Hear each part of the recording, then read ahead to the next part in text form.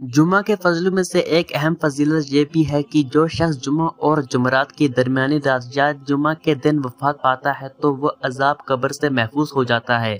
हजरत अब्दुल्ला बिन उमर बिन से रिवायत है कि रसूल अल्लाह सल्लल्लाहु अलैहि वसल्लम ने फरमाया कि जो मुसलमान जुमा के दिन या जुमा की शब मरता है, अल्लाह ताला कब्र की आजमाइश से इसकी हिफाजत फरमाते हैं।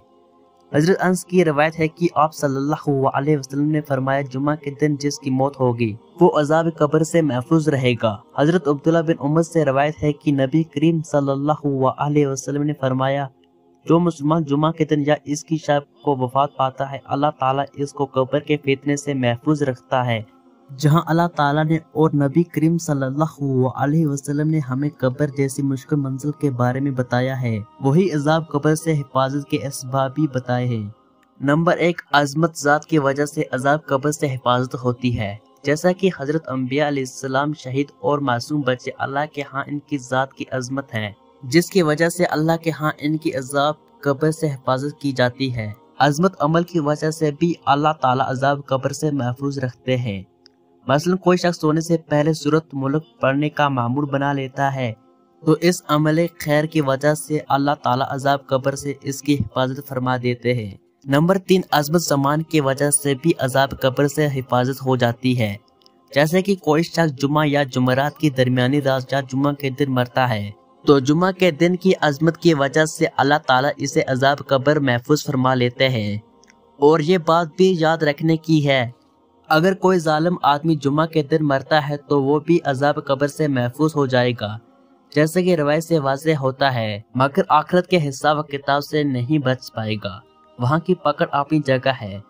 हुजूर अकरम सल्लल्लाहु अलैहि वसल्लम ने इरशाद फरमाया है कि जिस शख्स को इस बात की गुंजाइश हो कि मदीना की सरजमीन पर आकर मरे तो वो जरूर वहाँ की रहाइश अख्तियार करके वहाँ पर मरने की कोशिश करे, इसीलिए कि मदीना में मरने वालों की हुजूर अकरम सल्लल्लाहु अलैहि वसल्लम जरूर शफाअत फरमाएंगे। और इसी तरह एक और दूसरी हदीस में है कि जो शख्स हरमैन में से किसी एक मकाम पर मरता है, क़यामत के दिन हुजूर अकरम सल्लल्लाहु अलैहि वसल्लम की शफाअत के लिए लाजिम हो जाएगी और क़यामत के दिन इसको कोई खतरा नहीं होगा। अल्लाह ताला की तरफ से इसको अमन हिफाजत का परवाना मिल जाएगा।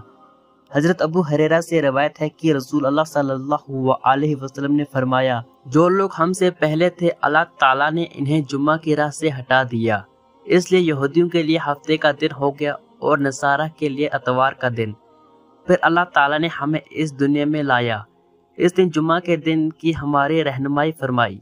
इस दिन जुम्मा, फिर हफ्ता, फिर एतवार रखा। जिस तरह वो इबादत के दिनों में हमसे पीछे हैं, इसी तरह क़यामत के दिन भी हमसे पीछे होंगे। पहले दुनिया में से हम सब के बाद है और क़यामत के दिन हम सब से पहले होंगे, जिनका फैसला बाकी मखलूक़ात से पहले कर दिया जाएगा।